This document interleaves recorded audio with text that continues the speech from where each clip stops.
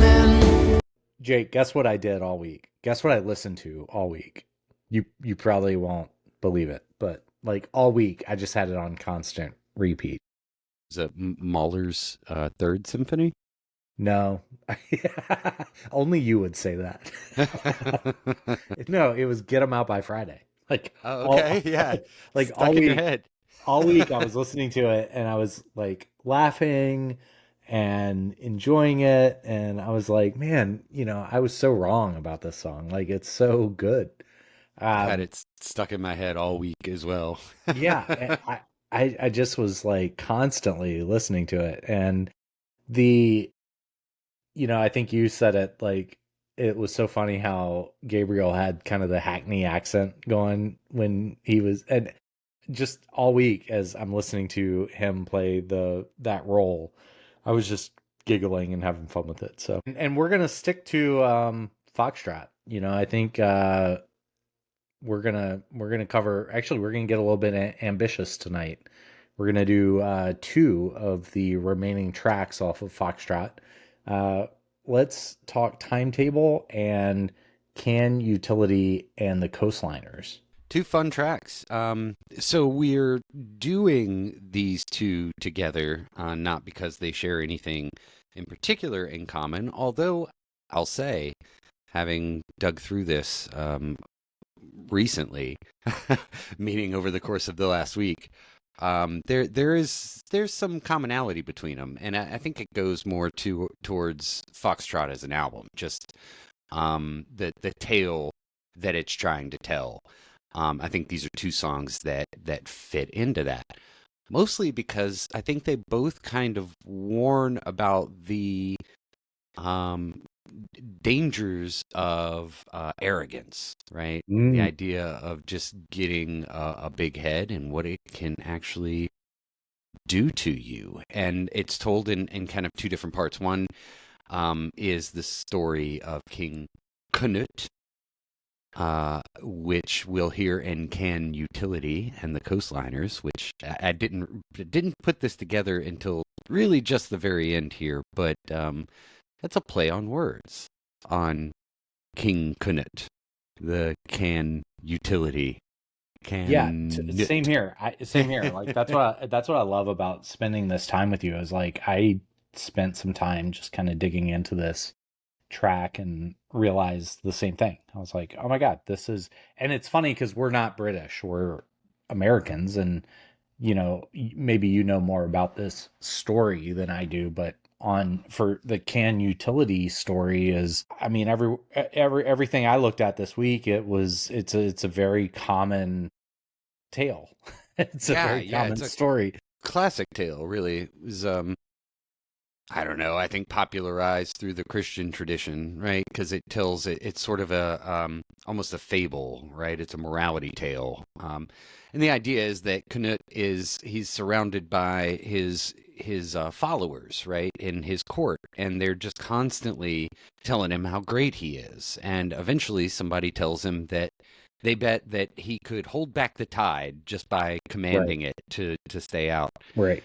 And so Canute has his entourage bring his throne down to the seaside, and then he commands the ocean to stop. And of course, it doesn't stop. And so the coastliners, as it were, the waves continue to come in, and they wash Canute away. and, and thus he's the victim of his own hubris.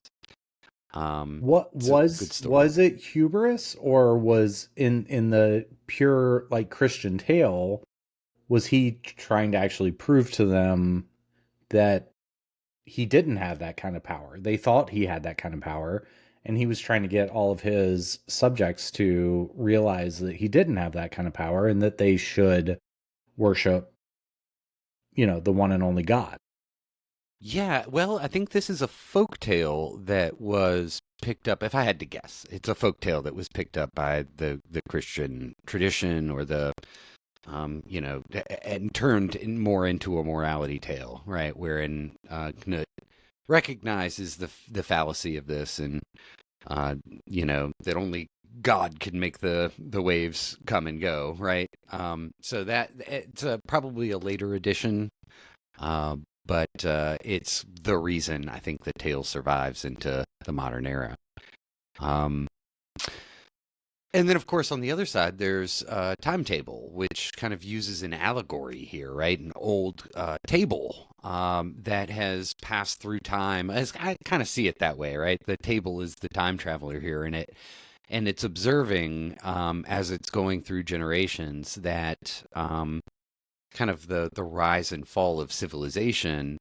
Um, the fall part, at least, is largely due to hubris again, Mm, arrogance. Right? We right. become too big for our britches, and we kind of forget that we're all in this together, and we wind up, beating each other senseless or whatever it might be, and then, um, of course, the civilization falls and then starts over again, and then history repeats itself. Right?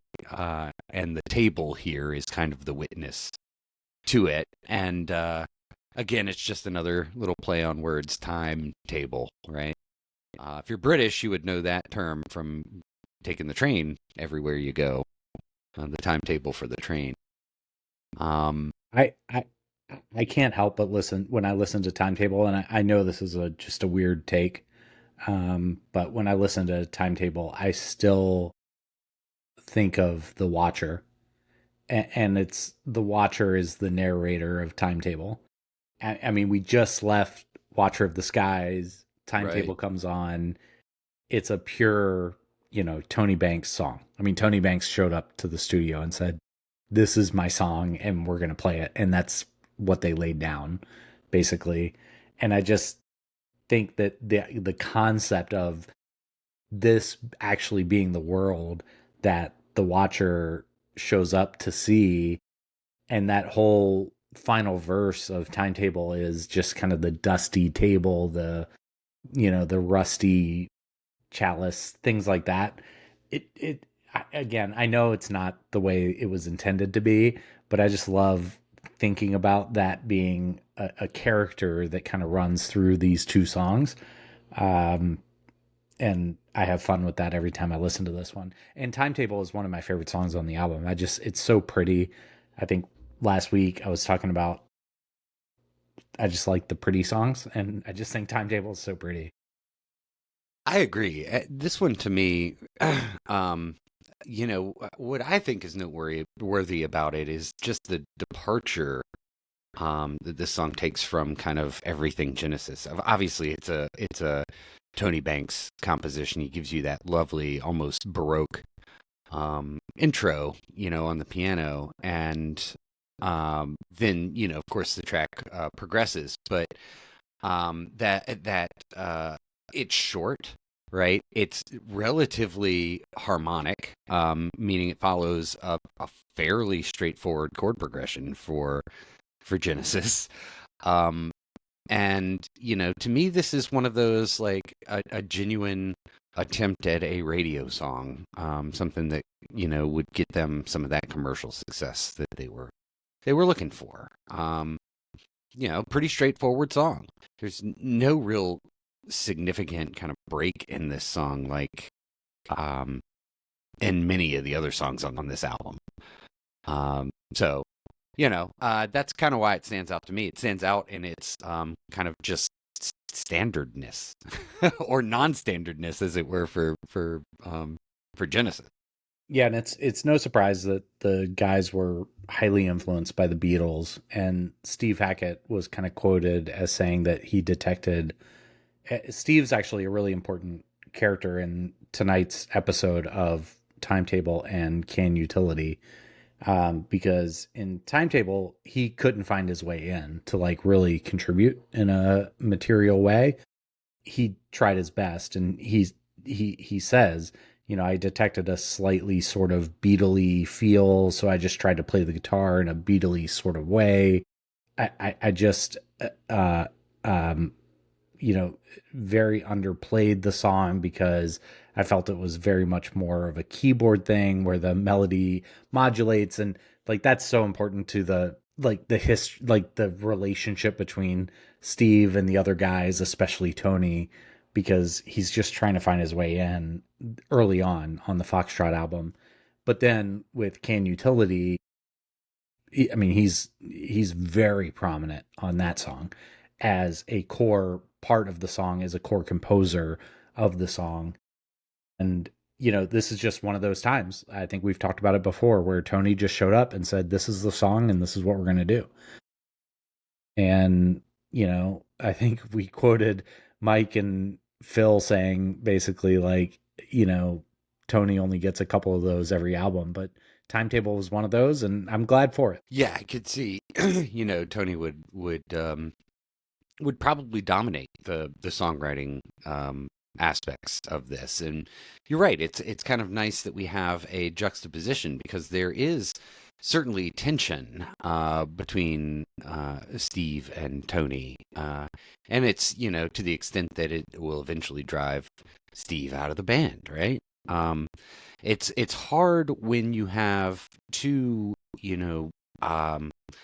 polyphonic instrumentalists. And by that, I mean, two guys who play instruments that are, capable of generating many tones. And by that, I mean guitar and piano, right? These are the two primary instruments that you write songs on. And so, of course, they're going to be competing in terms of just generating content, because they're kind of the primary, the guitar and the piano player. Now, of course, you have Rutherford in there, who plays a fair amount of guitar and does a lot of contribution here. And we're going to hear him and Steve Hackett again on the dual 12 strings, which is, again, I think probably a signature of this era for Steve. By this point, yeah, absolutely. So yeah, anyway, we're kind of jumping around. We probably should just go ahead and listen to Timetable. You want to do Timetable? All right.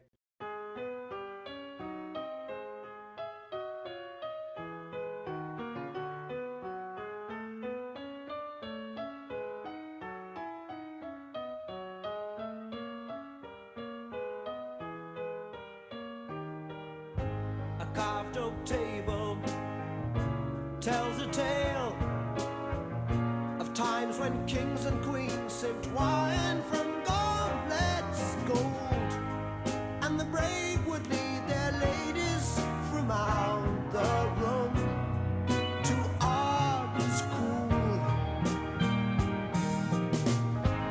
I read online that that little opening bit sounds a little bit like a Bee Gees song from the same era, and maybe Tony was influenced by the Bee Gees, but I tried to follow that rabbit hole a little bit and couldn't quite find it. I just tend to believe that, there's but so many ways you can go with chord progressions. And it's one of the reasons you can't copyright a chord progression. That just there's only but so many of them. But that said, you get a lot of influence around the same kind of stuff. Do we suffer each race to believe that no race has been grander? It seems because through time That no race has been grander is a really interesting line to me. I just wonder if it's a little bit of carryover from World War II. Oh yeah, Just the psyche of the British civilians at the time. Yeah, I think this song is probably pretty heavily influenced by that post-war era, right? At least in thinking. And we got Mike Rutherford on the fretless bass again back there. It's amazing, And he's isn't just killing it. it? I mean, just wait for the bass in Can Utility. Like, it's unbelievable. a dusty table, musty smell. And he's really good at setting a counterpoint on the bass. And I think he actually really strives to do that. You hear it in that little section there. Only feeble light descends through Kind a of carries it over here. film of grey that Yep. scars the pains. Here's where just everything's empty and gone, and just memories, Those who right? left their mark, gone the kings and queens, now only the rats hold sway, and the weak must must die according to nature's law, as old as they. Only the rats hold sway. Why can we never be sure till we die, or I'm killed for an answer? Why do we suffer each race to believe that This is a nice, no race catchy has little been hook section too. grander? You know. Yeah. It's almost like the strive to write a pop song. Right? Exactly. I really think this was, you know, the closest they come on this album to a normal commercial song. Change each face returns the musket war. Time and Space. You wrote a song called Time and Space. I think. Yeah, we have an EP.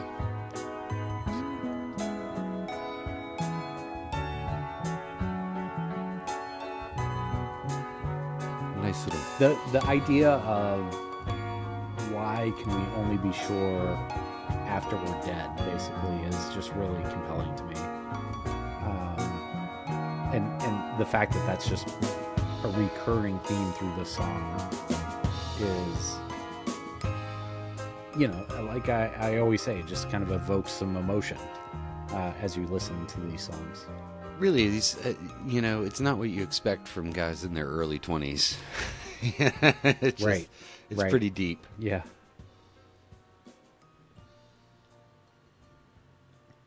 Well, that's Timetable. I mean, we were pretty aggressive tonight trying to take on two songs in one episode, but what else is there to say about Timetable? I mean, it's just a great little tune right in there.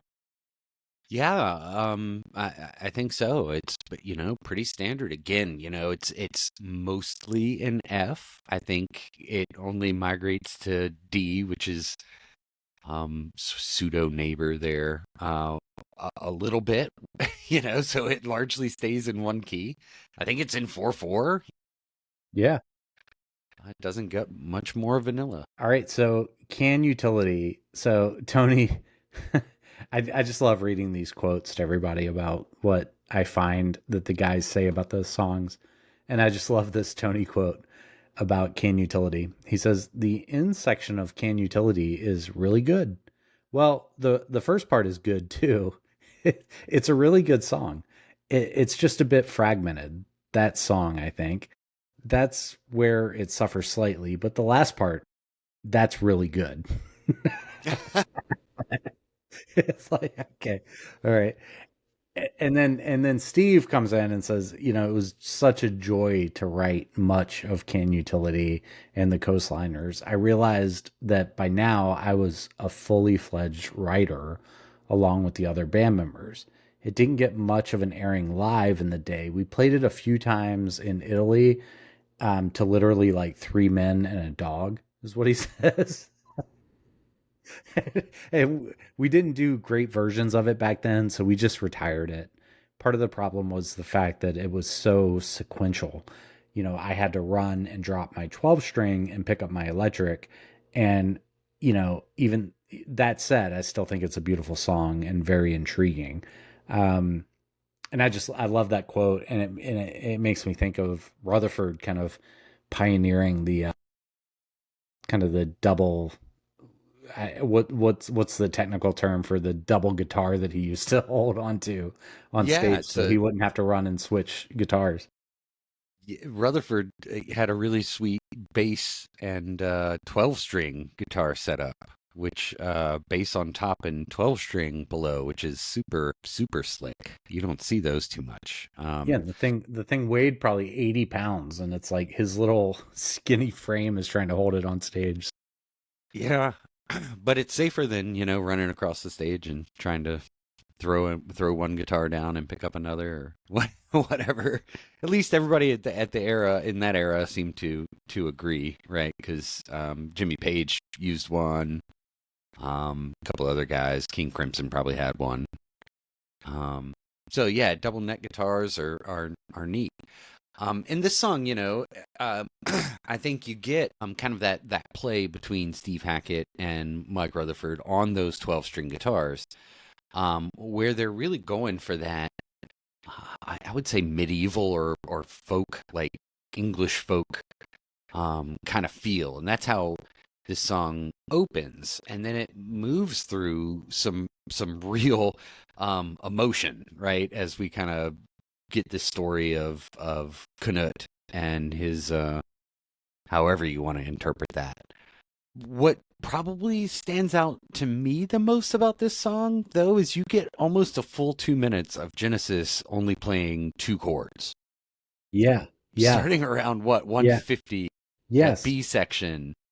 It just moves between a 4 and a 1, I think, is what I'm hearing. Yes. Just the subdominant and the tonic, and back and forth, which is neat, but not so much a Tony Banks signature, right? That sounds more like a guitar guy wrote this song. Yeah, I actually, there are times where I get a little bit bored during that part, but I appreciate it very much. But it just, to your point, it's back and forth and back and forth and back and forth for so long. Um, but but I love this song. I think out of these two songs, like if I was scoring them, I would give Timetable an 8 out of 10, maybe even a 9 out of 10, and Can Utility maybe a 7, for me personally. But one thing that I love about Can Utility are these like major instrumental passages that are in it. Hmm. So there's the first that you just talked about, but then the second is, I think, a little bit of a preview of what we're going to see with Supper's Ready towards the end of the album. Um, Tony just fucking goes off. And I love it. So maybe a little bit of a response to that guitar section there in the middle. And then Tony just playing what is a little bit of a preview in my mind to, Apocalypse and 9/8 that we get in the middle of Supper's Ready. Yeah, I could totally, I'll give you that one. I don't know, this song, 7, sure.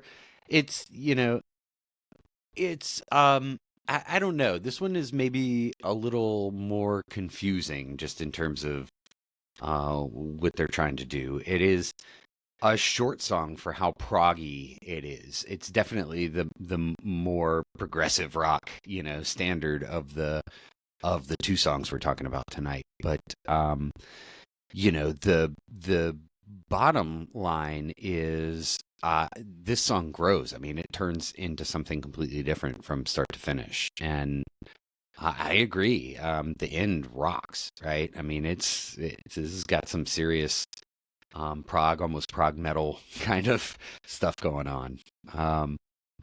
For how kind of genteel it starts off with the 24 strings and the, kind of lushness. Well, And then we have, and you mentioned it earlier, the massive bass part on this, yes. which I believe is that bass pedal rig that we've talked about before, which, ultimately is just kind of well, it's the pedal tones that you would find on an organ. So they're subtones. They're really, really low. In this case, they're being generated by a synthesizer by way of a foot pedal that looks like a big keyboard. And Rutherford would play this while also playing the bass, right? So he would pedal tone the really low notes, and they are fantastic on this track. Yeah, 100%. Let's listen to it. Were you, when I said 7 out of 10, were you thinking higher than 7, lower than 7? Seven's right about right. 7, sure. Yeah, it's kind of, I don't know. Not that our scale means anything. I don't know. I think it's a strong song, and in relation to Timetable, I think they're just very different. And so it's, but I see what you mean. It's not as commercial necessarily. It's not as, it doesn't get in your bones quite as much as Timetable does. I mean, the last, I think, 2 lines of lyrics from just the way they're delivered by Gabriel. And I think Gabriel's a little bit unhinged in this song with his delivery. And I mean, just the last two lines I think are just completely unhinged, almost borderline punk rock, like, but in such a great way. I don't mean that as a criticism. I just mean it's like unique to this song and this album, and it's very fun. But he kind of builds up to it very nicely as well. Again, maybe not all his lyrics, but definitely his delivery. He puts his stamp all over it. Yeah.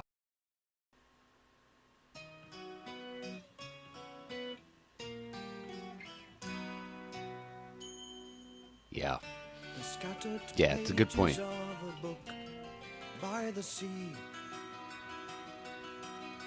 held by the sand, washed by the waves, a shadow forms, cast by a cloud, skimming by, as eyes of the past, but the rising tide absorbs them. Little Mellotron there in the background.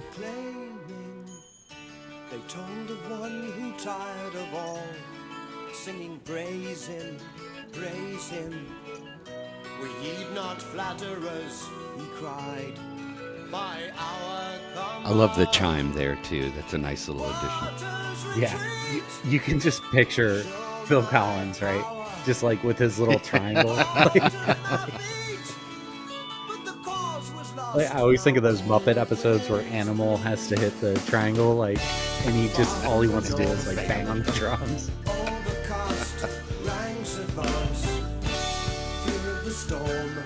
There he is. And that little, again, kind of the little counterpoint that between Tony Banks and Peter Gabriel there in the vocals. Very nice.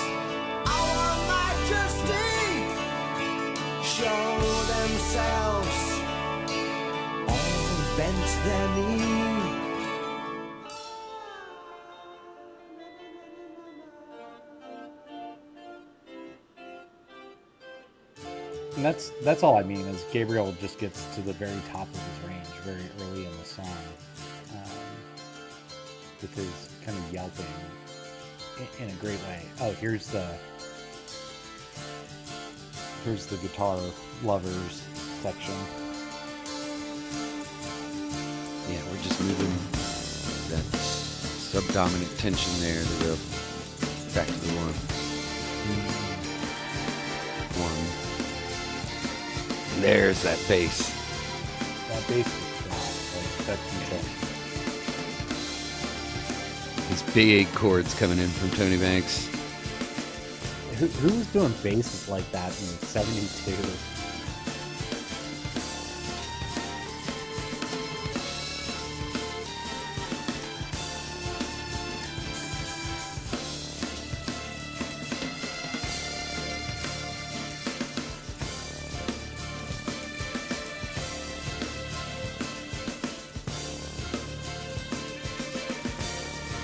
I love this because they set such a almost dark kind of groove going on here, and Tony Banks is right on the edge of screwing it up with, with his big schmaltzy chords.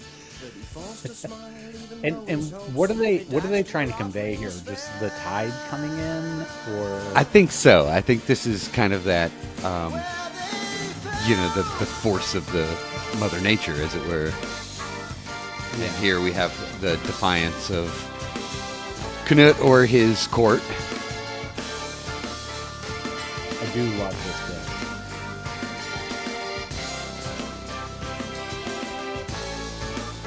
bit. Yeah, Tony has found his spot here.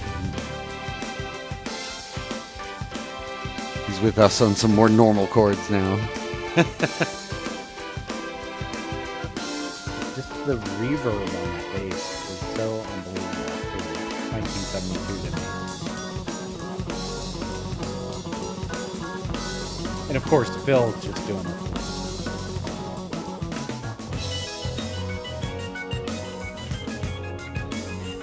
Now it gets super proggy.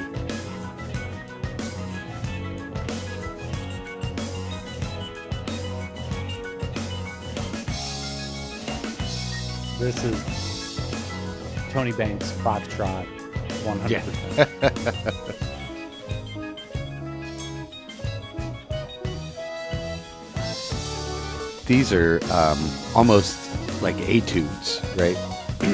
Which are piano studies. They're musical, but they're, for the most part, they just work out your fingers. Yeah. It's like the equivalent of tapping with the guitar. Similar, yeah. Nothing can my peace destroy as long as love It's almost like they're battling a little bit. for open ears and open eyes, and soon they dare to laugh. Yeah, I always thought that solo was a little understated for Steve, right? But it's very in keeping with being handed off the solo from Tony. Yeah. See the little man with his face turning red, though he's staring like a dog, you can tell he's dead.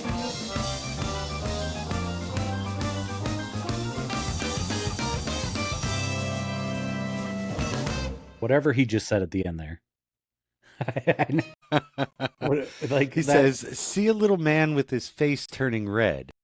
Though his story's often told, you can tell he's dead. yeah, actually a really critical line in the storytelling just got so like rushed there at the end. And I wonder who the embarrassed man is with the red face, right? Is it Canute? Or is it one of Canute's followers? Because if it's Canute, then it means that Canute really believed that the tide would not come in and take him away. If it's one of his followers, then it means that the followers maybe were wrong about Canute. Right. That's, I guess you would have to ask Tony Banks which story or meaning of the story he was following there. But you can see how, like a lot of things, this story could easily become an allegory for, the Christian faith. And it's the idea that, there's no one greater than God, or, that the hubris of man will ultimately land him with a red face. It's kind of all the same, I think, in the end, and artistically. It's just, there's a theme here, though, right? And it's, we kind of see it through I loved your interpretation of timetable being told by the watcher, right? That's as opposed to, maybe the watcher is now the table, as it were. But what we have is just, the watcher took over affairs on Earth because we couldn't govern ourselves due to, again, just like oligarchy, or the rise and fall of tyrants. We're just no good at this stuff, right? And so the watcher comes in and says, okay, well, I'll set things straight. And then you have all of these tales about how bad we suck at, learning from our past. And we're throwing people out of their houses. We're shrinking them to 4 feet. Like the kings sitting at the tables can't survive. And then here we have, too much hubris, and he gets washed out to sea. So yeah, maybe again, I mean, we pondered this with Nursery Crime, and whether that was a concept album, but maybe there's a theme here with Foxtrot that you and I just uncovered that no one else knows about. Well, there it is. We can, we're open to challenges. Just let us know what you think about this. Or maybe we've had too much whiskey. No, I do think there is something here, though, right? It's kind of hard to deny, but there you have kind of this, a spaceman telling us humanity sucks, and then here's a whole bunch of stories about it.